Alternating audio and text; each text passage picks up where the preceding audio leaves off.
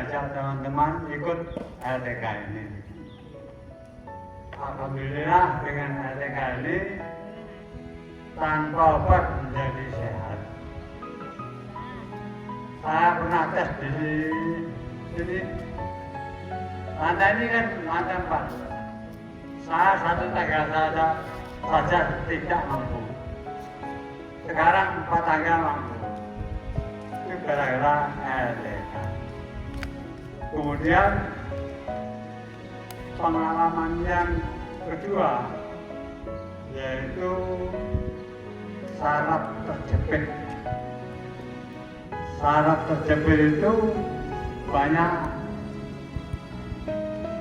informasi bahwa banyak orang yang menderita karena saraf terjepit. Itu saya mengalami tahun 2003. Jadi waktu itu sakitnya bukan main. Saya itu tidak kuat lama. Jadi naik mobil itu tidak bisa kalau jauh-jauh. Sakitnya bukan main. Saya tidak mampu menahan sakitnya. Itu sakit semua. Nah, saraf terjepit itu menurut saya logikanya sebelum terjepit tidak terjepit, maksudnya begitu logikanya. Loh iya, saya itu begitu. Saraf itu kan lembut sekali. Bisa terjepit karena apa? Nah, penyebabnya ini yang harus kita ketahui bersama-sama. Penyebabnya adalah kita terlalu lama pada posisi tidak simetris, alias tidak seimbang. Contohnya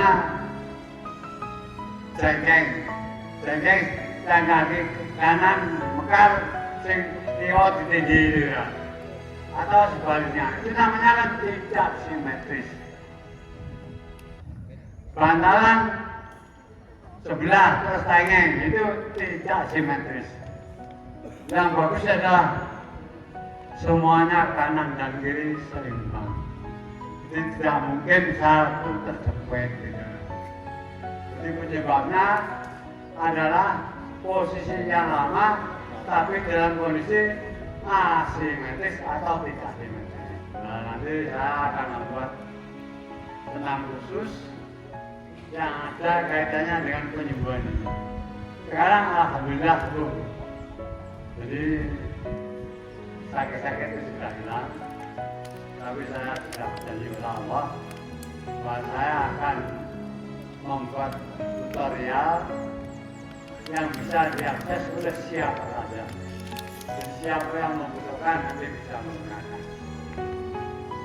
Jadi saya kepada Allah, saya akan menyumbangkan pengalaman saya, bukan ilmu saya, pengalaman saya. Cuma logikanya tadi, sesuatu yang terjepit, awalnya pasti tidak terjepit, itu aja logikanya. Jadi nanti saya akan membuat tutorial tentang khusus yang terkait dengan saraf. Jadi demikian nanti Bapak Ibu, kawan-kawan semuanya bisa mengakses senam saraf kejepit.